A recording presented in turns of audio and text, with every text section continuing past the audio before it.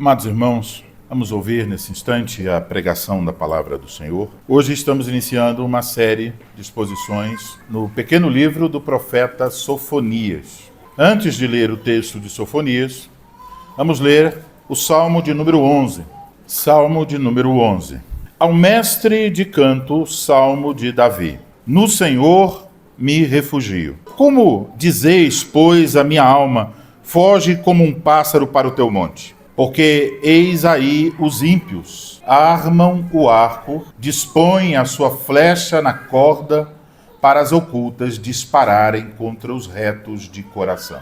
Ora, destruídos os fundamentos, que poderá fazer o justo? O Senhor está no seu santo templo. Os céus têm o Senhor seu trono. Os seus olhos estão atentos. As suas pálpebras sondam os filhos dos homens. O Senhor põe à prova ao justo e ao ímpio. Mas ao que ama a violência, a sua alma o abomina. Fará chover sobre os perversos brasas de fogo e enxofre, e vento abrasador será a parte do seu cálice. Porque o Senhor é justo, ele ama a justiça, os retos lhe contemplarão a face. Agora vamos ao livro do profeta Sofonias. Texto da nossa pregação, versículos 1 a 6 de Sofonias, capítulo 1, versículos 1 a 6 de Sofonias. Assim diz a palavra do Senhor.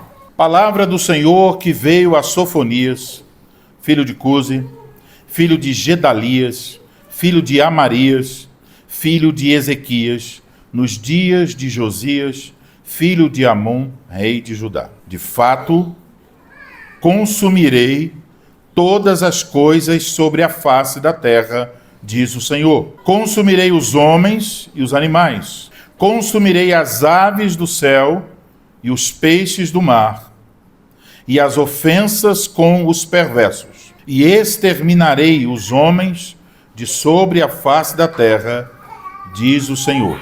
Estenderei a mão contra Judá e contra todos os habitantes de Jerusalém. Exterminarei deste lugar o resto de Baal, o nome dos ministrantes dos ídolos e seus sacerdotes, os que sobre os eirados adoram o exército do céu, e os que adoram ao Senhor e juram por ele e também por Milcom, os que deixam de seguir ao Senhor e os que não buscam o Senhor, nem perguntam por ele. Até aí, a leitura da palavra do Senhor. Nós vamos orar ao Senhor, pedir a sua misericórdia e graça mais uma vez sobre a nossa vida. Ó Senhor Deus, vamos ouvir nesse instante a exposição da tua palavra e nós queremos pedir que o Senhor prepare o nosso coração para ouvir, nos dê boa disposição, interesse sincero em ouvir a voz de Cristo por meio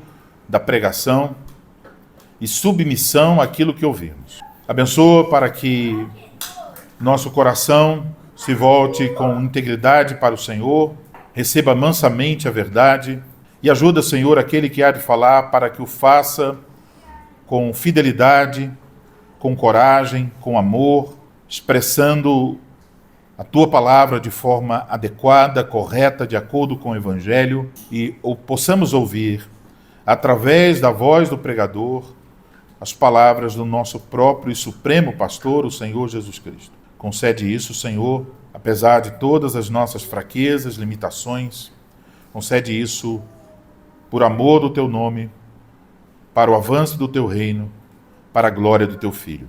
Em nome de Cristo oramos. Amém. Amém. Amada congregação do Senhor Jesus Cristo, constantemente a nossa atenção nos últimos anos tem se voltado para o Supremo Tribunal Federal. Mas quando nós olhamos para as decisões que são tomadas pelos ilustres ministros daquela corte, ficamos com uma impressão. A impressão de que, no final das contas, o que prevalece é o poder político, a forma de dar um jeito para os amigos, e que mesmo aqueles que são reconhecidos publicamente como pessoas que cometeram crimes, conseguem sair ilesos diante desse tribunal. Ficamos com a impressão de que os próprios ministros parecem se colocar em uma posição como se eles estivessem acima da própria justiça. Isso causa perplexidade. E é por isso que, certa vez, um amigo escreveu o seguinte, a respeito do Supremo Tribunal Federal e uma decisão que havia sido tomada, ele escreveu: ora, destruídos os fundamentos, que poderá fazer o justo? Essa pergunta do meu amigo vem do Salmo que acabamos de ler, o Salmo de número 11. Mas a resposta para essa pergunta também está no Salmo 11. O que pode fazer o justo quando as estruturas da sociedade parecem estar ruindo? A resposta oferecida pelo Salmo: o justo pode refugiar-se em Deus. Porque Deus é o rei que tem o governo sobre todas as coisas, mas também é o juiz de todos os homens, que julgará todas as coisas. O Salmo 11 nos ensina que, ainda que os fundamentos se abalem, Deus está no trono. Ainda que os inimigos estejam na escuridão, Deus vê. Ainda que o perverso haja impunemente, o juízo um dia cairá sobre ele. Nós não sabemos como a crise institucional pela qual passamos chegará ao fim, ou onde ela nos levará. Mas, se você conhece a palavra de Deus, você consegue encontrar consolo e paz. Você sabe que se a justiça terrena falhar, a divina jamais falhará.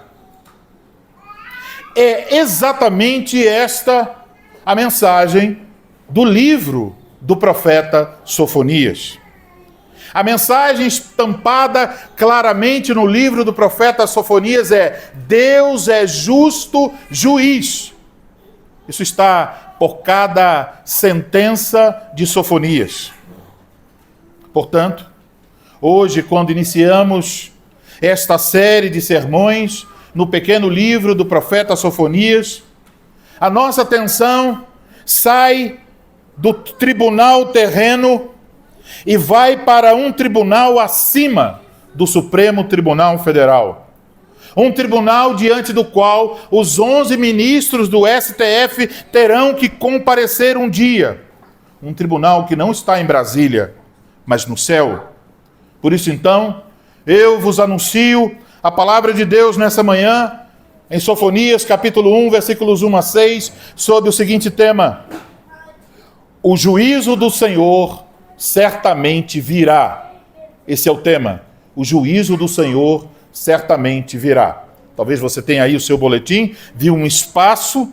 Esse espaço é justamente para você colocar, se desejar, o tema da pregação: o juízo do Senhor certamente virá. Sendo hoje a primeira pregação desta série, isso me obriga a começar com algumas informações. E você tem que fazer um certo esforço, porque tem alguns nomes que você precisa pegar aqui para entender o fio. Precisamos compreender algumas questões que podem nos ajudar a entender melhor a profecia de Sofonias. A primeira pergunta que nós podemos fazer é: quem foi Sofonias? E, de fato, a Escritura não nos dá muitos detalhes sobre a vida de Sofonias. Mas quando você olha para o versículo 1, talvez uma coisa chamou sua atenção. Na maioria dos livros dos profetas, em muitos deles, os profetas nem sequer falam o nome de seu pai. Alguns, uns ou outros, mencionam o nome do pai. Alguns mencionam apenas a cidade de origem. Mas olhe para o versículo 1. Palavra do Senhor que veio a Sofonias, filho de Cusi, filho de Gedalias, filho de Amarias, filho de Ezequias. Notamos que ele menciona 4 gerações de sua genealogia até chegar ao seu tataravô. Esta longa lista tem como objetivo o último nome da lista, o tataravô, Ezequias. Ezequias foi um rei de Judá, foi um homem fiel a Deus, que promoveu reformas em seu tempo. Mas Ezequias teve um filho. O nome do filho de Ezequias, que foi rei de Judá, se chamava Manassés. Esse homem foi mau. Ele perverteu a religião. Ele voltou-se para o culto a Baal. Ele arrastou o povo de Deus para a idolatria. Manassés teve um filho. O nome do filho de Manassés é Amon. Amon seguiu exatamente os passos terríveis de seu pai. Ele introduziu, favoreceu o culto idólatra. Ofereceu seus filhos em sacrifício a ídolos. 2 homens infiéis que levaram o povo de Deus à idolatria. Sofonias profetizou no reinado de Josias, diz o texto. Josias é filho de Amon e neto de Manassés e bisneto de Ezequias. Então, aqui percebemos o que Sofonias quer mostrar. Ele quer mostrar que ele tem parentesco com o rei Josias. Josias tem lá atrás seu bisavô é Ezequias. Josias, o seu bisavô é Ezequias. E Sofonias está dizendo, o meu tataravô é o mesmo homem, Ezequias. Temos um ancestral comum. Então Deus levantou agora um rei fiel, Josias. E Deus também levanta agora um profeta fiel, Sofonias. É importante saber que nessa época o povo de Deus estava dividido em 2 reinos. O reino do norte, cuja capital era Samaria, e o reino do sul, cuja capital era Jerusalém. O reino é o reino de Judá. Judá, Jerusalém, Israel, Samaria. Mas estamos por volta do ano 639 a 609 aqui. Israel já tinha caído há quase um século, destruído pelos assírios, como parte do juízo de Deus pela infidelidade deles.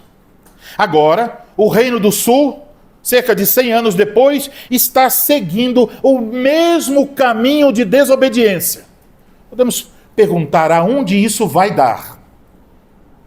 Eles estão quebrando a aliança.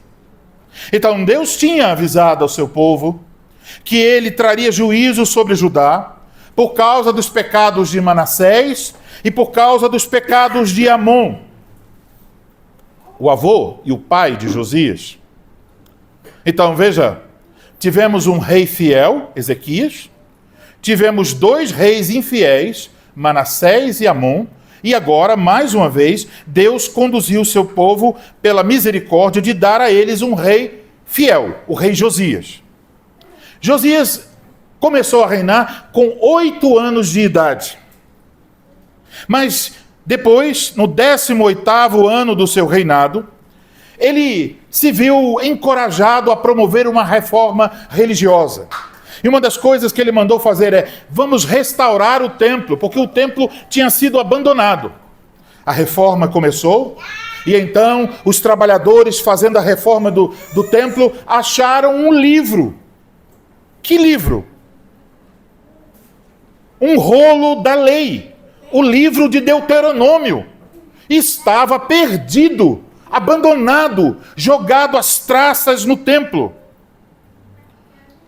Josias pediu para que esse livro fosse lido, e quando ele ouviu o que Deus requeria do seu povo, ele foi tomado de tristeza, de arrependimento, e ele ordenou uma reforma espiritual em Judá. Ele mandou eliminar o culto idólatra, ele restaurou o culto ao Senhor. Mas vejam, agora podemos perguntar, em que período Sofonias exerceu seu ministério? Antes dessa reforma ou depois dessa reforma? Há quem defenda que foi antes. Então, nesse caso, Sofonias teria ajudado no processo de reforma. Mas, quando você lê o livro com cuidado, perceberá que há sinais dentro do livro de Sofonias que indicam que ele profetizou depois que o livro da lei foi encontrado. Na profecia de Sofonias, há pelo menos 9 menções diretas ao livro de Deuteronômio. É como se ele estivesse dizendo, olha, vocês precisam se arrepender, porque isso é o que está no livro que acabou de ser achado. E há muitas outras referências não tão óbvias. Portanto, Sofonias profetizou após o início da reforma promovida pelo rei Josias. Então, o quadro é, depois de 57 anos, que Judá havia se afastado, se desviado após os ídolos, sob os reinados de Manassés e Amon. O Senhor levantou Josias para promover uma reforma em Judá. O culto foi restaurado, a doutrina foi ensinada, mas aqui está um problema. Qual o problema? Essa reforma foi superficial, ela foi externa, ela foi de elementos do culto, ela foi de elementos externos da vida. O povo ainda não queria abandonar os seus ídolos. E apesar da fidelidade, do esforço do rei Josias, pela boca de Sofonias, Deus diz: eu vou trazer o juízo sobre Judá. É nesse contexto que Sofonias, então, anuncia o que Deus lhe ordenou.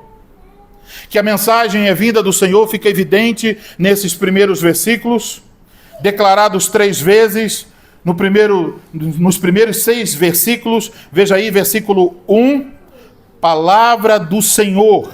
Depois, nos versículos 2 e 3, diz o Senhor. Aí onde está escrito diz o Senhor, no hebraico tem uma palavra que significa oráculo do Senhor, anúncio profético do Senhor.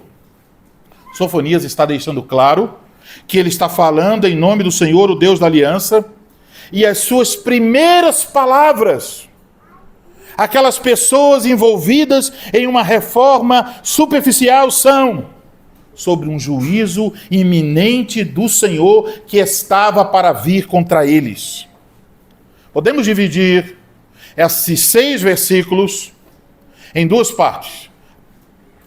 Então, primeira parte, vem o juízo contra toda a terra, versículos 2 e 3.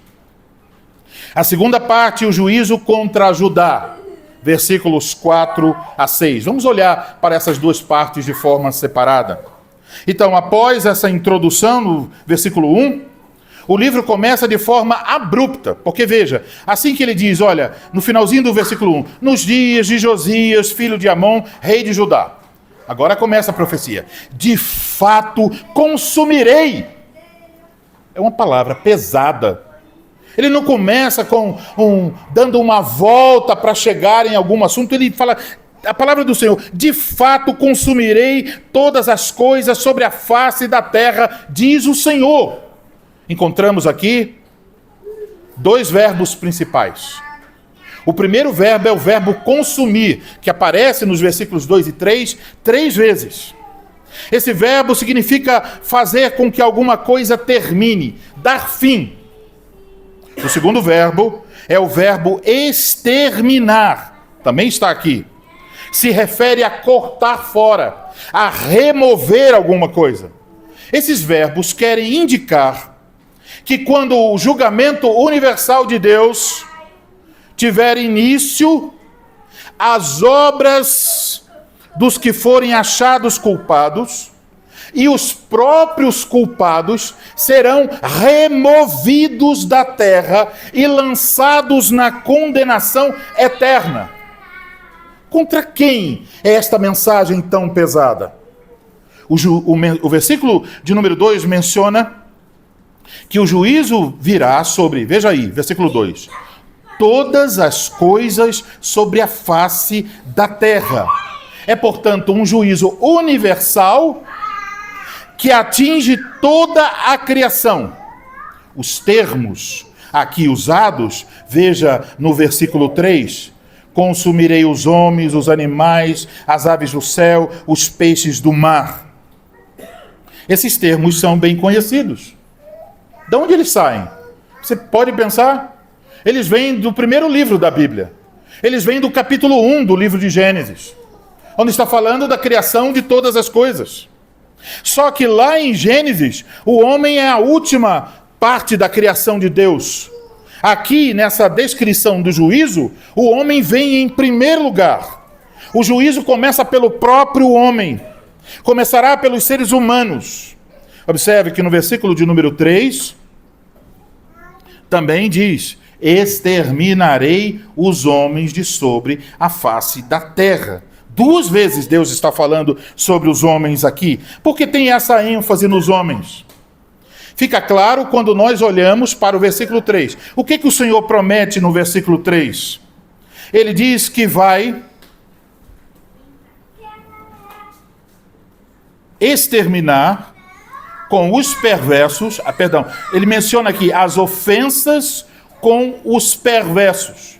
Ele vai consumir as ofensas com os perversos. Esse termo perverso significa alguém culpado. No caso aqui, o homem culpado de idolatria diante de Deus. Agora, esse termo ofensas, o que significa? É interessante. Essa palavra no hebraico significa um monte de destroços. Ou seja, alguma coisa que faz você tropeçar. Você vem caminhando, tem destroços, você não presta atenção, você tropeça. Esse termo é usado na Bíblia para referir-se aos ídolos. Os ídolos são as coisas nas quais os homens tropeçam e se tornam culpados diante de Deus. Que ídolos são esses daqui? Os homens, os animais, as aves do céu, os peixes do mar, como representantes da criação. Portanto, ofensas aqui refere-se a qualquer coisa criada por Deus e que os homens perversos adotam essas coisas como ídolos. Algo que foi criado bom, mas por causa do pecado se torna uma pedra de tropeço para os homens. Ao olhar para o livro da lei, encontrado nos tempos de Josias, Deuteronômio, capítulo 4, versículos 15 a 18, ouça o que diz lá e compare isso com o que está sendo dito aqui em Sofonias. Guardai, pois, cuidadosamente a vossa alma, pois aparência nenhuma vistes no dia em que o Senhor vosso Deus vos falou em Horebe no meio do fogo, para que não vos corrompais e vos façais alguma imagem esculpida na forma de ídolo, semelhança de homem ou de mulher, semelhança de algum animal que há na terra, semelhança de algum volátil que voa pelos céus, semelhança de algum animal que rasteja sobre a terra, semelhança de algum peixe que há nas águas debaixo da terra. No entanto, era exatamente isso que os homens de toda a terra estavam fazendo, e agora lá em Judá, no meio do povo de Deus, eles estavam adotando, imitando a mesma idolatria. Então, o que Deus está dizendo aqui? Que ele vai trazer o juízo dele sobre as ofensas, o juízo dele sobre os ídolos. Deus quer trazer juízo sobre os ídolos, para, destruindo os ídolos, trazer juízo sobre os idólatras, porque o ídolo cai e eles ficam no vazio. Sofonias anuncia em termos universais que o juízo de Deus virá sobre todos os que adoram, sobre todos os que confiam, sobre todos os que buscam deleite em coisas, animais ou pessoas. Sofonias anuncia que o juízo de Deus virá sobre toda forma de idolatria e sobre todos os perversos que são idólatras. O juízo anunciado aqui por Sofonias, o juízo universal, é uma reversão da criação. Na criação, Deus traz a vida, animais e os seres humanos. Mas o que se menciona aqui é que no dia final, Deus trará juízo sobre a criação e sobre aqueles que adoram a criação. Portanto, se isso é verdade para toda a terra, como diz Sofonias, o povo de Judá não poderia imaginar que se eles abraçassem as mesmas ofensas, se eles tropeçassem nos mesmos ídolos, eles fossem ter um final diferente de toda a terra. Entenda bem, irmão, irmã, não importa quem seja, no dia final, quando o julgamento universal acontecer, toda forma de idolatria será condenada. Toda forma. Ídolos de madeira e ouro serão condenados. Ídolos que acalentamos no coração serão condenados. Ídolos fora da igreja serão condenados. Ídolos dentro da igreja serão condenados. Tudo aquilo em que os homens colocam no lugar ou ao lado de Deus será exterminado e consumido pela ira de Deus. Eu quero que você pense em algumas coisas agora.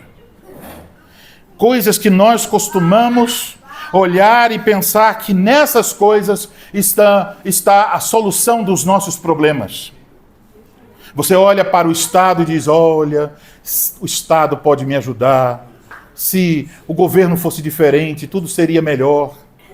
Você olha para o seu político de estimação e diz, se ele estivesse lá, se ele estivesse no governo federal, no governo estadual, se ele fosse o prefeito da minha cidade, tudo estaria melhor. Você olha para artistas e pode dizer, como é bom ouvir essa pessoa, ela é a pessoa mais importante do mundo para mim. Você pode olhar para o dinheiro e dizer, se eu ganhasse um pouco mais, se eu tivesse um emprego melhor e mais dinheiro, se eu tivesse sucesso. Talvez você olhe no espelho e diz, se eu fosse um pouquinho mais bonita, um pouquinho mais bonito, se eu tivesse um relacionamento com fulano ou ciclano, aqui está minha alegria, a fonte de todo o meu prazer, a coisa mais importante em todo o mundo, meus filhos. Aqui está o meu trabalho, aqui está o meu lazer. Todas essas coisas, os homens costumam tratar como se fossem mais importantes do que o Senhor. Tudo em que os homens confiam, tudo em que os homens buscam amar e ter deleite, tudo que os homens dedicam-se a essas coisas mais do que o Senhor. Ouça, essas coisas são um tropeço, essas coisas serão exterminadas, eliminadas, removidas. No dia final, acontecerá algo terrível. Todos os ídolos cairão de uma só vez. Perderão seu valor. A idolatria será percebida como uma tolice, mas naquele dia ela não poderá mais ser revertida. Os idólatras, aqui chamados de perversos, naquele dia sofrerão o juízo de Deus. Agora, o aviso de Sofonias sobre o juízo universal nos versículos 2 e 3 é um aviso para o povo de Deus, é um aviso para Judá, é um convite para Judá daqueles dias e a igreja dos nossos dias para examinar o nosso coração. Entendam, meus queridos irmãos, o rei Josias havia encontrado o livro da lei. O rei Josias promoveu uma reforma no meio de Judá. A doutrina foi ensinada, o culto foi estabelecido. Mas aqui está esse terrível aviso sobre eles. O juízo universal contra a idolatria é um aviso que deveria despertar o povo de Deus.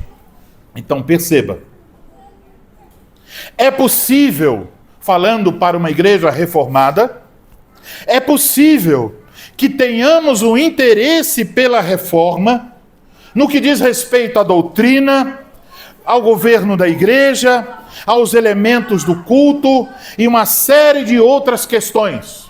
É possível ser zeloso dessas coisas? Podemos nos debruçar sobre a Bíblia, sobre as confissões reformadas, sobre os escritos dos reformadores, enquanto, fazendo isso, ao mesmo tempo, acalentamos junto ao peito os nossos próprios ídolos. Então, entenda bem, nenhuma reforma será verdadeira a menos que ela comece no coração. Lhes direi claramente, o diabo não liga que cantemos salmos. O diabo não liga se estamos ouvindo pregações expositivas, bíblicas, através de livros da Bíblia. Ele não liga que estudemos confissões. Ele não liga se a liturgia é bíblica. Se ao mesmo tempo nós nos agarramos aos ídolos do coração. A coisa triste sobre isso. É possível ter um interesse mórbido na reforma e um coração frio diante de Deus. E quem age assim se torna duplamente culpado, enganado agora e miseravelmente na eternidade, se não se arrepender. Você percebe como é fácil tropeçar nos mesmos ídolos da cultura? O coração humano pega coisas boas que Deus criou, coisas boas que temos em nosso mundo, e distorce essas coisas, dá um valor a essas coisas que supera o valor do próprio Deus. Você já pensou como as pessoas estão preocupadas com carreira do trabalho, carreira profissional, com amor, com bens materiais, com família, com lazer? São coisas boas. Mas essas coisas boas podem ser transformadas em ídolos no seu coração. Se transformam para as pessoas o objeto supremo a ser buscado, amado, desejado. É assim que erradamente pensamos, porque muitas vezes imaginamos: se eu conseguir isso, eu vou ter segurança, eu vou ter realização. Se eu abraçar essa coisa aqui, se eu mantê-la por perto, se eu der atenção a ela, esta coisa aqui, o meu trabalho, a minha família, o meu relacionamento ou o dinheiro, isso vai me fazer feliz. E as pessoas estão correndo de um lado para o outro atrás de felicidade. Portanto, a primeira coisa da qual você precisa se assegurar é que Deus tem a primazia em sua vida. Você não pode servir a Deus enquanto dobra os seus joelhos para os deuses da cultura, para os deuses da nossa época. Lembre-se, o nosso coração é um terreno fértil para o surgimento de ídolos. Então isso quer dizer que nós precisamos olhar esse terreno, fazer um exame diário. É como se houvesse uma ferida aberta. Você precisa limpá-la todos os dias. Se você deixa sem cuidado por alguns dias, o apodrecimento se espalha e a sua vida fica em risco. Então deixe colocar algumas perguntas que devem inquietar você diariamente. A quem você ama mais do que tudo e todos? Quem é a pessoa que você diz assim: esta pessoa está em primeiro lugar em minha vida? Se você disser é minha esposa, meu filho, meu amigo, meu pastor, você tem um ídolo no seu coração. Ninguém deve ocupar o primeiro lugar. O primeiro lugar pertence somente a Deus. Mas você pode fazer outras perguntas. Em quem eu confio de todo o meu coração? Você confia no dinheiro? Você confia no seu patrão? Você confia no seu pai? Nos seus amigos? No que consiste a sua maior alegria? O seu maior interesse? A fonte de consolo? Você sente tristeza quando vem para o culto e alegria quando está entre amigos ímpios? Parabéns, você tem um ídolo. E o juízo de Deus virá sobre você. Observe aquilo que lhe alegra. Observa aquilo que lhe entristece. Observa aquilo que ocupa o seu pensamento. Aquilo no qual você está disposto a investir. Quais são seus sonhos? No que consiste sua esperança para amanhã? Que tipo de pessoa você deseja ser? Quando você diz assim, daqui a 10 anos eu quero ser, o que você pensa? Você diz, daqui a 10 anos eu quero ser um homem parecido com Cristo? Ou se alguém pergunta a você, você diz, daqui a 10 anos eu quero estar melhor profissionalmente. Eu agora sou júnior e quero ser sênior na minha empresa. Observando todas essas coisas, você descobrirá quem é o seu Deus. Quem está ocupando o seu coração. Tenha cuidado, porque o seu coração é enganoso. Judá caiu nesse engano. Eles decidiram abandonar a Deus. Eles decidiram correr após falsos deuses do seu tempo. E quem corre atrás de falsos deuses receberá o juízo do Senhor. Os versículos 4 a 6 vão agora sair do juízo geral para o juízo específico contra Judá. Sobre Judá que lemos aqui do 4 a 6. Esse juízo vai ser explicado no decorrer da profecia de Sofonias, de forma mais abrangente. Mas temos aqui o primeiro anúncio do juízo contra Judá. O juízo anunciado sobre toda a face da terra serve como um alerta para eles. A ideia é, se Deus julgará os homens que se entregam à idolatria, Judá deveria esperar algo diferente se seguir pelo mesmo caminho? A resposta é não. E aqui 2 verbos também se destacam para descrever o juízo do Senhor sobre Judá e sobre Jerusalém. O primeiro é o verbo estender a mão. Você lembra disso na Bíblia? Estender a mão. No livro de Êxodo, encontramos sobre isso.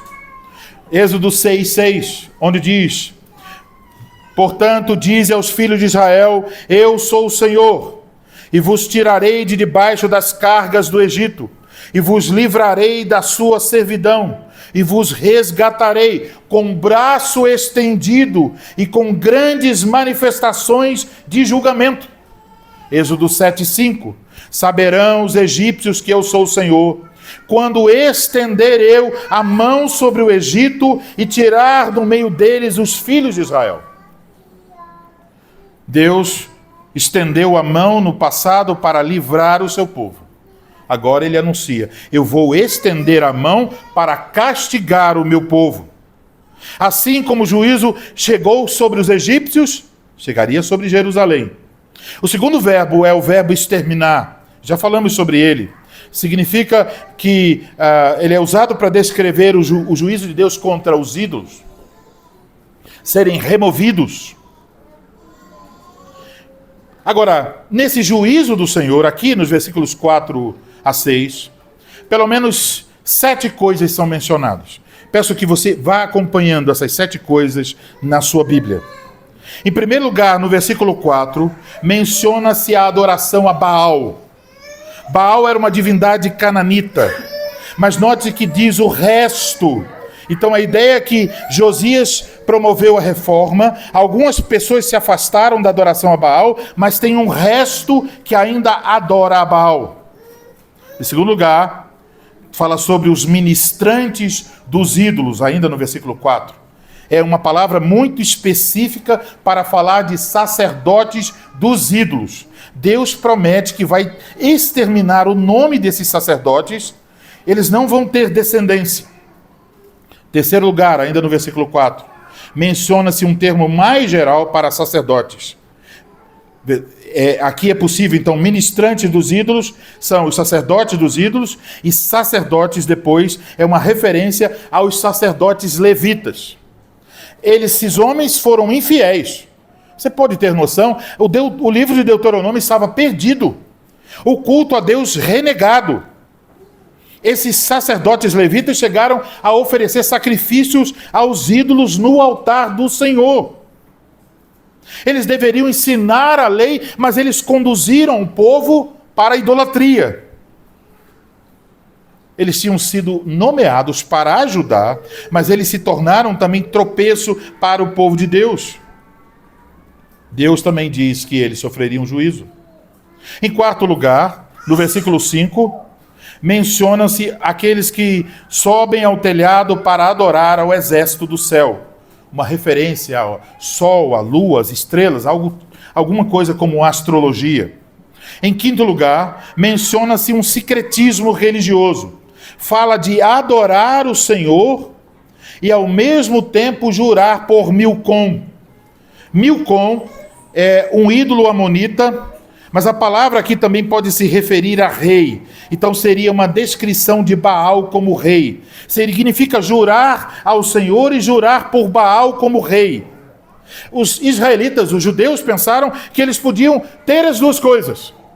Eles poderiam invocar o nome de Baal e receber as bênçãos de Baal. Poderiam invocar o nome do Senhor e receber as bênçãos do Senhor. Em sexto lugar, menciona-se no versículo 6, os que deixam de seguir ao Senhor. Isso implica num afastamento, numa apostasia deliberada.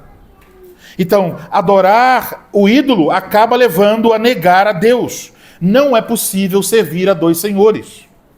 E por fim, em sétimo, os que não buscam o Senhor nem perguntam por ele. Uma negligência e desprezo pelo Senhor. Observem que posteriormente o profeta falará de pecados do povo contra o seu próximo. Mas aqui está ele. Tudo que ele está falando aqui dos pecados de Judá tem relação com o culto e a forma idólatra que eles estavam vivendo. Então, quando uma reforma do coração precisa ocorrer, a primeira coisa que precisa acontecer, a devoção a Deus precisa ser corrigida. Então entenda uma coisa importantíssima. Existe um vínculo entre o culto a Deus e o restante da vida. O lugar que Deus ocupa na sua semana refletirá sobre a forma como você cultua a Deus no domingo. E o culto prestado a Deus no domingo refletirá sobre a forma como você vive durante a semana. Confiança e adoração estão interligados, de modo que o primeiro e o segundo mandamento estão unidos. Confiança e adoração. Se Deus não ocupa o primeiro lugar durante a sua semana, a sua adoração é uma blasfêmia e hipocrisia. Deus não aceita e não quer. Não vá cultuar se Deus não está em primeiro lugar na sua vida. Se o culto não está centrado em Deus, mas nos homens, isso leva à idolatria. Vocês percebem? Boa parte dos cultos em nossos dias são apenas encorajamento para ter mais coisas, para possuir. Boa parte dos cultos em nossos dias são apenas encorajamento para ter mais coisas, para possuir. Os pastores estão lá dizendo: olha, você não deve aceitar aquilo que você tem. Você merece mais. Não aceite ser cauda. Você merece ser cabeça. Você tem que decretar a vitória. Você tem que decretar que você vai ter uma casa, um carro do ano. A visão, toda ela voltada para os ídolos da cultura. O que a cultura diz? O dinheiro tem valor. O pastor vai e diz que você vai ser abençoado. Se você der uma oferta, Deus vai fazer um milagre para multiplicar o seu dinheiro. O que ele está fazendo? Ele é um ministrante dos ídolos. Ele não é um pastor. Ele não está conduzindo o seu coração em obediência a Deus, mas a agarrar-se a ídolos mortos da cultura. Então, uma pessoa que vai num culto assim, ela vai sair de lá talvez, eu fui encorajado a viver melhor, a conseguir mais coisas, a superar os meus limites, a realizar os meus sonhos. E Deus? Onde está Deus? Você acha que a religião é para você? Você acha que você é o centro de alguma coisa? Quem é o centro? Na Bíblia, no universo, é Deus. Mas no coração do pecador é Ele mesmo. Idolatria. E não devemos imaginar que se nós como igreja abraçarmos os mesmos ídolos da cultura, vamos escapar da disciplina do Senhor. Então, se você quer ajustar a sua vida, você precisa cultuar a Deus de forma bíblica. Isso não é tudo, mas isso é um ponto importante. Quando você chega no culto, você ouve os hinos, os salmos, e você diz, rapaz, não tem nada sobre mim aqui. Não disse quero que valorize o que você tem. Mas disse que Deus é juiz de toda a terra. Diz que os inimigos de Deus vão lamber o pó. Diz que Deus vai julgar os ímpios. O centro dos hinos, o centro da pregação, o centro de toda a liturgia do culto. Algumas pessoas nos visitam. Volta e meia, sempre tem novos visitantes, e todos os visitantes são muito bem-vindos. Mas hora e meia vem um visitante e ele diz, olha, eu tive algumas dificuldades aqui, eu achei talvez o culto meio frio, eu achei o culto talvez um pouco engessado, eu achei que não deu tempo assim de expandir as minhas emoções. Eles podem fazer muitas acusações, mas tem uma acusação que não poderão fazer, que o culto não seja bíblico. Porque todos os elementos da nossa liturgia estão cheios da palavra de Deus. Se alguém não ama a palavra de Deus, então não vai estar muito alegre realmente com um culto cheio da palavra de Deus. O culto, então, centrado em Deus, leva a você sair do culto pensando assim, opa, eu não sou o centro do universo. Eu não sou a pessoa mais importante. Deus é. O culto centrado em Deus faz você chutar os ídolos mudos da sua vida. Agora, isso não tem a ver só com os elementos externos do culto. Isso tem a ver com a disposição do coração. Nós podemos abraçar um farisaísmo reformado, cuidar das partes externas e ser descuidados com o coração. Precisamos de um culto puro, mas isso só tem valor se estivermos vivendo de forma pura. E aqui, se nós não tomamos cuidado, nos tornamos adeptos do que poderíamos chamar de sincretismo reformado. Você chega no culto, canta sobre a glória do Senhor, exalta o nome do Senhor nos hinos e salmos, e você o despreza durante toda a semana. Sincretismo, buscando os ídolos mortos da cultura. Por isso é importante examinar o coração. Que o nosso coração esteja curvado diante da majestade de Deus durante todos os dias. Para que quando nós nos reunirmos para cultuar, seja realmente adoração. Coração curvado diante de Deus. Que nós ofereçamos como sacrifício vivo, santo e agradável a Deus, toda a nossa maneira de viver durante a semana, para que no dia do Senhor, por meio de Jesus Cristo, ofereçamos a Deus sempre sacrifício de louvor, que é o fruto de lábios que confessam o seu nome. Irmãos, Deus deve ser o centro do culto. Deus deve ser o centro da vida da igreja. E agora só que nós temos que lutar contra o nosso próprio pecado. E o pecado quer nos afastar de Deus, nos leva a desprezar a Deus, a fugir de Deus, a nos rebelar contra Deus. O pecado nos faz buscar alegria, felicidade, satisfação, realização, descanso, conforto nos ídolos. O pecado nos faz acreditar nas mesmas mentiras que Satanás vem dizendo há milênios. O diabo sempre está dizendo: é possível adorar a Deus enquanto você acalenta em seu coração os ídolos do seu templo. Mas aqui está a Sofonias dizendo: não é possível. Você precisa escolher uma coisa ou outra. Aqui está o resultado. Os idólatras e seus ídolos sofrerão o juízo de Deus. E assim como Judá, a igreja não deve pensar que pode seguir pelo mesmo caminho de idolatria e escapar do juízo de Deus.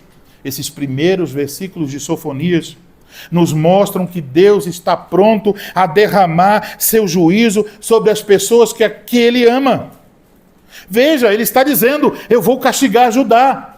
Ele tem aliança com Judá. Ele fez promessas a Judá. Mas Ele está dizendo: eu vou derramar o meu juízo sobre vocês. Se vocês não se arrependerem, o juízo virá. Então, meus amados, vocês percebem que encontramos aqui uma nota terrível, assustadora, do juízo de Deus, da ira de Deus contra o pecado. Mas no meio desta nuvem escura e assustadora, podemos ver uma luz brilhando. Podemos perceber a graça de Deus envolvendo a mensagem de Sofonias. Porque quando Deus diz a eles sobre seus pecados, quando Deus os alerta sobre a consequência de seguir os ídolos, Deus está querendo trazê-los de volta. Deus está agindo graciosamente para dar a eles arrependimento dos seus pecados. Porque esta é a mensagem que tem por toda a Bíblia, e nunca devemos separá-la. Deus é justo e misericordioso. Deus se ira, mas é longânimo e assaz benigno.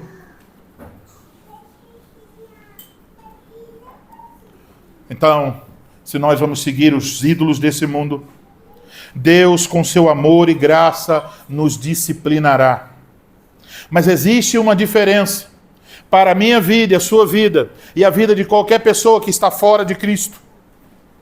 Se alguém fora de Cristo se entrega aos ídolos, há uma ameaça de juízo terrível e final contra essa pessoa. A ira de Deus será derramada contra ela. Haverá uma disciplina punitiva.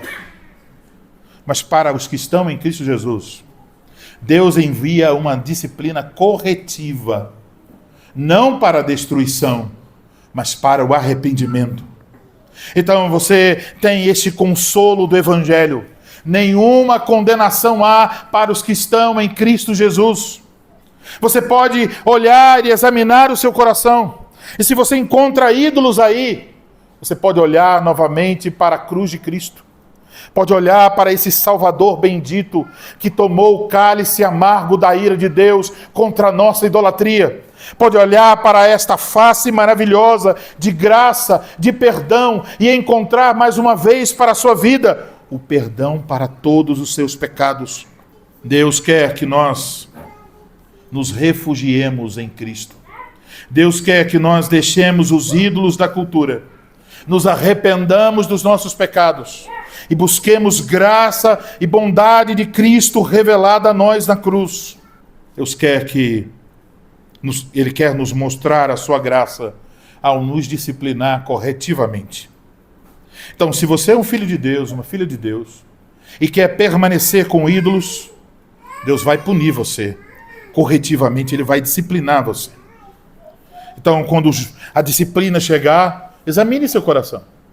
Veja se não há ídolos que estão tomando lugar de Deus. Veja o que está sendo mais importante para você. Então, olhamos ao final, e aquela imagem que parece ser assustadora, e que realmente é assustadora, Deus prometendo destruir o universo, o mundo inteiro, Ele está irado, mas também aqui há esse tom de graça, de esperança. Deus não deixa que morramos em nossos pecados. ele mostra a graça ao dizer a nós: volte-se para mim, deixe os ídolos da cultura e siga meu Filho Jesus Cristo. Amém. Amém.